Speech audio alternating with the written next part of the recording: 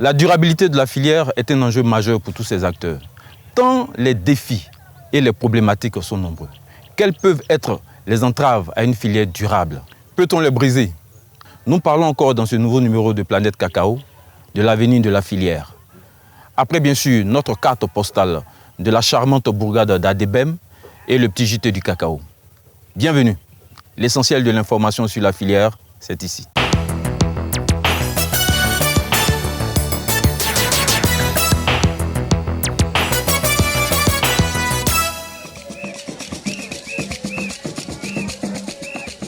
Dans le sud-ouest de la Côte d'Ivoire, au cœur du pays gaudier, dans la sous-préfecture de Sago et dans le département de Sassandra, s'offre Adebem, dans un écrin de verdure et de monts. Situé aux frontières du département de Lakota, ce gros village de 25 000 âmes trouve l'origine de son nom dans la dignité et la bravoure de son peuple. Adebedou, le vrai nom du village c'est Atebe. Mais comme ce sont les Blancs qui ont écrit, ils ont dit Adebem. Sinon, dans notre ethnie, c'est Atebe. Ça veut dire des indomptables, des gens qu'on ne provoque pas. Les brassages de tout ordre et surtout l'attrait de ces terres fertiles ont progressivement fait d'Adebem un village cosmopolite. Aujourd'hui, vivre en bonne intelligence et vivre dans la cohésion sont des valeurs que tous les habitants veulent chérir. Tous les pays qui composent la CEDEAO sont ici. Bon, mais depuis on était là, on vivait en symbiose avec tout le monde. Et puis la crise est venue, qui a fait qu'il y a eu un peu de zizanie entre tous les groupes. On fait pratiquement tout ensemble. Malgré la crise et tout ça là, il y a beaucoup de gaffes, mais on ne peut pas vivre comme ça éternellement. Il faut qu'on surmonte tout ça là pour repartir à zéro. Progressivement, ça commence à aller. Mais ceux dont ils prennent soin par-dessus, tous ce sont leurs plantations et surtout de cacao, dont Adebem est une grande zone de production.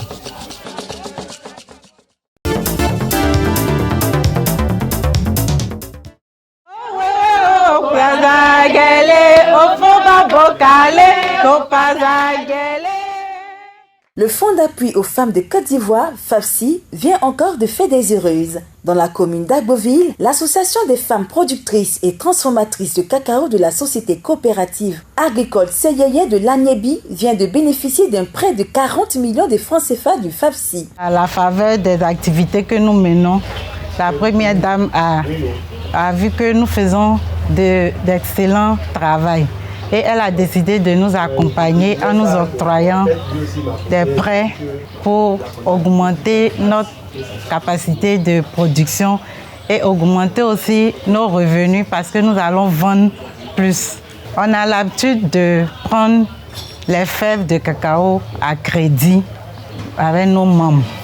Et le délai de transformation avec le délai de vente fait qu'on n'arrive pas à payer le plus tôt les membres. Une bouffée d'oxygène en croit ces femmes confrontées dans leur activité à plusieurs difficultés dont de nombreuses commandes insatisfaites du fait de la faiblesse de la production. Il faut y ajouter aussi les difficultés de la commercialisation. Ce sont tous ces problèmes qui vont résorber cette manne financière en plus de l'augmentation évidente de leurs revenus. À l'avènement du coronavirus, on n'arrivait pas à vendre nos fèves. On a décidé de transformer les fèves de cacao en produits dérivés, tels que la poudre, les fèves torréfiées, le savon, les jus de cacao, le beurre de cacao, en tout cas plusieurs produits à base de cacao.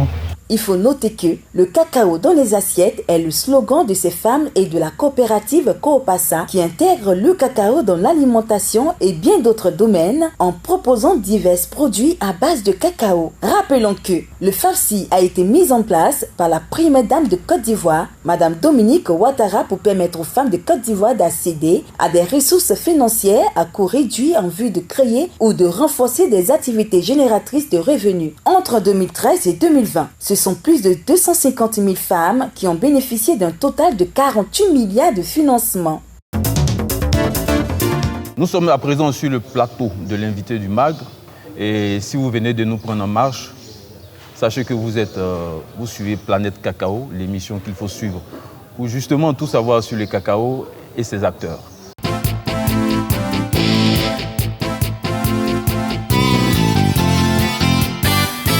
Parlant d'acteurs, nous sommes aujourd'hui avec M. Armand Nemelin, administrateur trésorier général de la coopérative CADESA. Entendez par là, coopérative agricole pour le développement de Sassandra. Nous parlons avec vous de la durabilité de la filière et puis ses enjeux. Okay. Mais avant, nous avons décidé de prendre l'avis des populations que nous avons rencontrées, ici même à Adebem, et c'est le cacao trottoir. Les plantains, en tout cas, ils souffrent. Il n'y a rien. On souffre, mais on ne gagne rien. Vraiment, pour aller produire cacao, tu vas pomper, tu vas cueillir, tu vas faire tout, tu vas transporter, mettre dans le soleil, mais on ne gagne rien. On est toujours dans la souffrance. Ce que je gagne dans le cacao, ma famille, je peux le nourrir un peu avec. Et puis, il va à l'école avec. Bon, si il est malade, je soigne avec même l'argent de cacao. Donc tout ça là, ça quitte dans l'argent de cacao. Les maladies de cacao sont venues. Nous on veut, celui qui est devant, s'il peut nous aider. Puis les cacao, ça va avancer un peu pour qu'il n'ait qu'à reçu. Même si c'est des médicaments, pour envoyer, pour qu'on va ça voir. Pour que les restes, il ne faut pas qu'ils aient mourir. Les producteurs vont travailler, ils vont s'occuper des champs, ils vont pomper, ils vont faire bien entretenir. Parce que quand tu n'as pas fait entretien dans ton coin, ça ne peut pas aller devant. Ils n'ont qu'à prendre soin de les champs, entretenir le haut en bas. Là, comme ça peut aller devant. De temps en temps qu'ils travaillent, il vient payer, manger chez moi.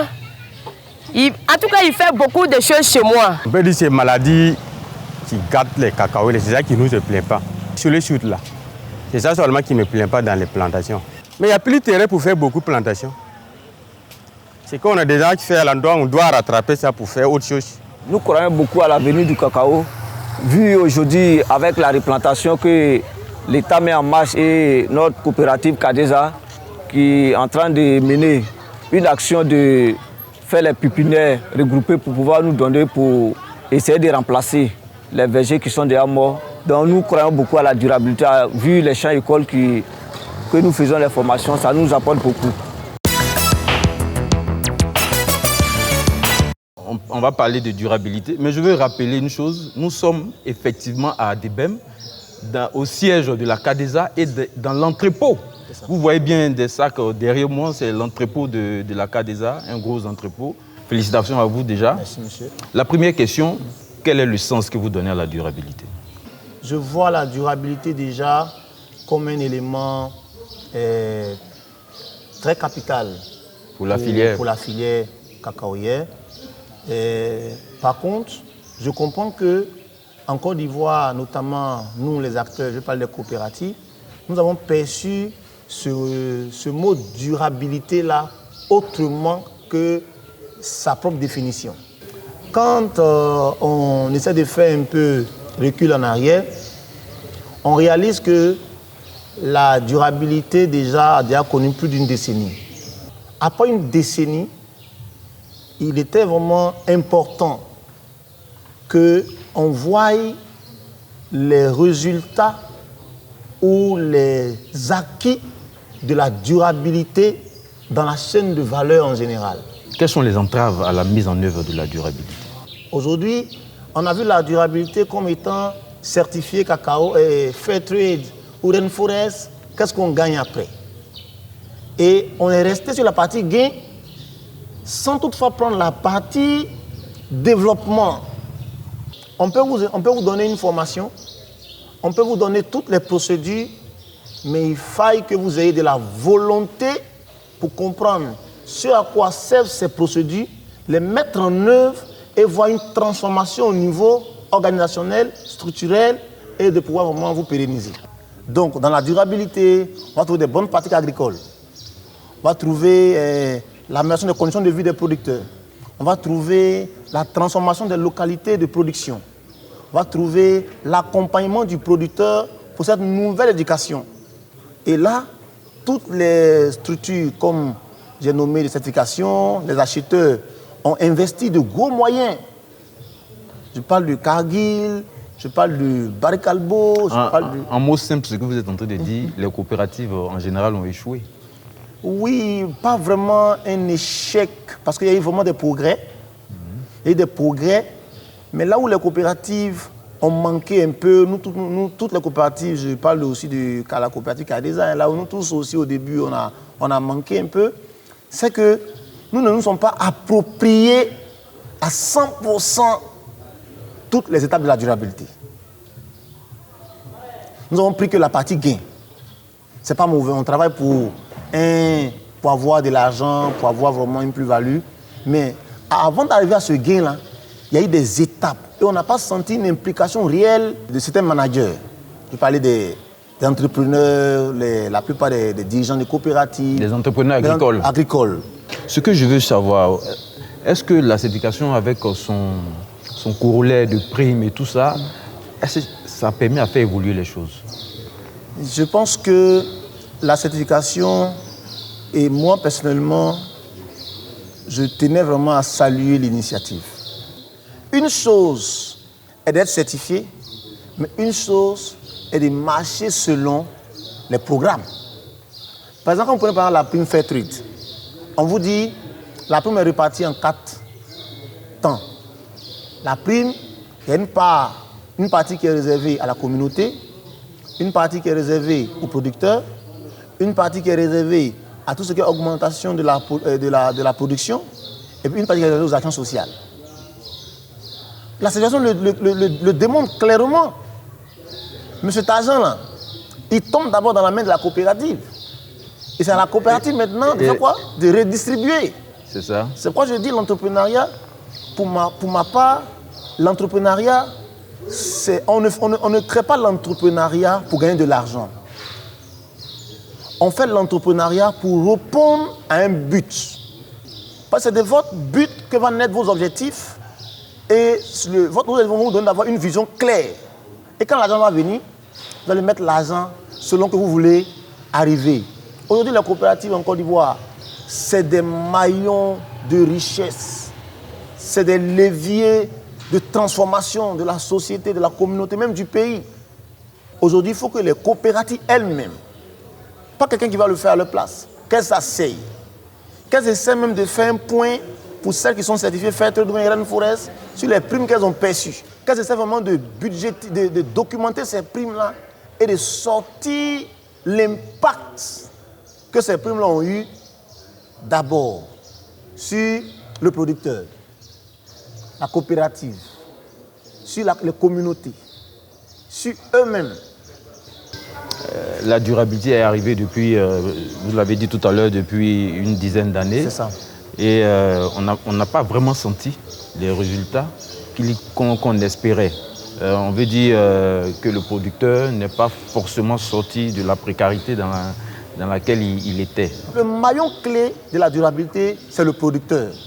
Moi, je pense qu'il est temps que les managers ou les entrepreneurs agricoles puissent redéfinir les choses en mettant les intérêts des producteurs au centre. Il faut que le producteur soit la source inspirante de la durabilité. Ça nous amène à quoi? À savoir, là où le cacao est produit, là, quelles sont les difficultés de la zone? On attend parfois que l'État vienne nous aider. Mais l'État, c'est 30 millions de personnes en Côte d'Ivoire. L'État, c'est toi, c'est moi. Mais avant que l'État n'ait pu budgétiser peut-être une activité que vous pouvez faire peut-être à 5 millions ou à 10 000 euros, vous, en tant que coopérative, avec la prime, vous pouvez déjà anticiper. Et en le faisant, vous ne le faites pas pour votre propre gloire, mais vous contribuez à l'amélioration des conditions de vie du producteur. Parce que le producteur, ce n'est pas seulement de l'argent. On voit seulement l'aspect numéraire où le producteur doit gagner peut-être plus. Ce n'est pas mauvais. Mais vous savez que le producteur, même s'il gagne plus, que son enfant est à 50 km pour aller à l'école, il va payer de l'argent pour que son enfant parte à l'école. Donc en réalité, il ne gagne rien, il travaille pour dépenser. Donc les coopératives doivent s'engager dans tout ce qui est création des écoles de proximité, tout ce qui est soutien aux agriculteurs, tout ce qui est apport en intrants, tout ce qui est stratégie, tout en tenant compte des besoins réels du producteur. Donc la durabilité pour vous, ce sont les coopératives qui sont vraiment les plus responsables, les plus en même de pousser. C'est les coopératives qui doivent déclencher le moteur durable. Alors c'est très intéressant ce que vous entendez. On va continuer d'en parler. Mais avant, découvrons ensemble notre nouvel ami du producteur. Bonjour à tous, bienvenue à ce nouveau numéro de l'ami du producteur. Notre ami du jour se nomme Bio Premier. Je sais que vous voulez en savoir plus, alors écoutez bien, vous m'en donnerez des nouvelles. Bio Premier, le numéro 1 des engrais bio, favorise et accélère la croissance de vos cultures, protège, soigne, traite et entretient la plante en augmentant sa production. Bio Premier est un stimulant bio pour les cultures extensives, non toxique et sans effet nocif. Utilisez-le pour toutes vos cultures sans exception. Optez pour Bio Premier et obtenez des résultats 100% satisfaisants. Un produit fabriqué et distribué par Africa Business International. Contact.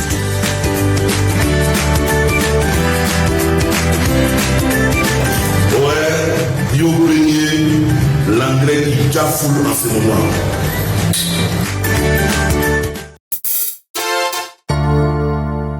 Vous avez participé avec votre société coopérative au panel des Farmers Day. Un événement clé du Chocoa 2025 à Amsterdam. Vous avez fait un brillant exposé sur les défis majeurs pour la durabilité de la filière, dont surtout la question des revenus des producteurs. C'est bien ça. Avez-vous le sentiment d'avoir été entendu? Je leur dis simplement en quelques minutes que quand vous construisez une maison, vous faites d'abord un sous-bâtiment. Le producteur là, il est le sous-bâtiment de la filière. Donc les crises que vous avez dans l'approvisionnement, dans la qualité, dans tout ce qui est changement climatique, vous êtes en haut là-bas, vous recensez les crises, mais elles ne vont jamais s'arrêter. Le producteur seul, il ne peut pas subir, il ne peut pas faire face à ces crises-là et vraiment sortir grand. Donc il est temps que toute l'industrie composée des acteurs majeurs, ceux qui sont dans la consommation, la transformation, les traders, les gouvernants, puissent redescendre de leurs grands chevaux pour venir voir le producteur et voir dans quelles conditions le producteur se trouve et lui porter une main forte pour pouvoir encore redonner un avenir radieux à la filière. Nous leur avons dit, nous sommes des producteurs, nous sommes apolitiques. C'est dans le politique qu'on trouve beaucoup de slogans, beaucoup de points. Mais je ne voudrais pas que chaque année, on crée un slogan d'année en année. Mais quand on crée un mot, avant d'en créer un deuxième, il faut l'évaluer. Pour voir quelles sont ses forces et ses faiblesses, améliorer et aller au mot suivant. Sinon, avec la fin, ça sera un bruit dans la tête de tous les producteurs et vraiment on ne va pas atteindre vraiment l'objectif. Il y a des producteurs qui sont des exemples de réussite. Je vous propose, M. Nemelin, d'en découvrir un, et c'est dans le Cacao Story.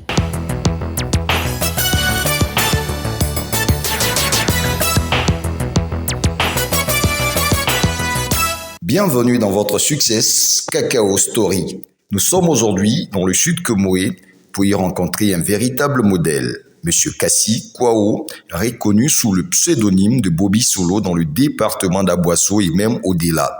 Engagé depuis les années 80 dans la cacao-culture, il a été au cœur de la création des fêtières pionnières, dont le combat pour le bien-être des producteurs en Côte d'Ivoire. Un bien-être qu'il sait chérir aujourd'hui pour avoir réussi dans ce secteur. Chef du cacao, vraiment, il m'a donné la chance. Quand j'ai commencé à planter un café cacao, dans ce temps, dans mon village, il y a une seule personne qui a cacao, il plante cacao là-bas. Il y avait les anciens cacao qu'on appelle Tete-Kwaké, tout est parti. Il y avait un Ghanéen, on appelait Plakou. C'est qu'il y avait plantation de cacao là-bas. J'ai acheté Cabos, peut-être au moins 30 km. C'était un village voisin que je suis venu planter cette cacao-là. Mais cette cacao que j'ai planté, il m'a donné vraiment beaucoup de chance, beaucoup de privilèges. Il m'a permis d'escolariser mes enfants. Aujourd'hui, d'autres même dans le pays développé, d'autres aussi, ils sont en Côte d'Ivoire et ils travaillent. Il m'a permis aussi de vraiment acheter même les véhicules pour faire le transport. Il m'a permis de planter même des VA. Il m'a permis de faire hôtel. Aujourd'hui, hôtel que j'ai, c'est presque 22 chambres, environ 22 chambres. Quelques jours, je vais aller 30 chambres. C'est Cacao Café qui m'a fait faire ça. Parce que c'est sous ça que je suis levé pour faire toutes les choses que je viens de vous dire ici. En tout cas, je suis très content de ce qu'il est en train de dire. Et je suis fier aussi. Parce que tout ce qu'il est en train de dire, c'est vrai. Grâce à Cacao, on a pu faire quelque chose vraiment. Donc je suis contente. Je suis fière. Chef du village de Sanga, Bobby Solo aime à répéter à qui veut l'entendre, le cacao m'a tout donné.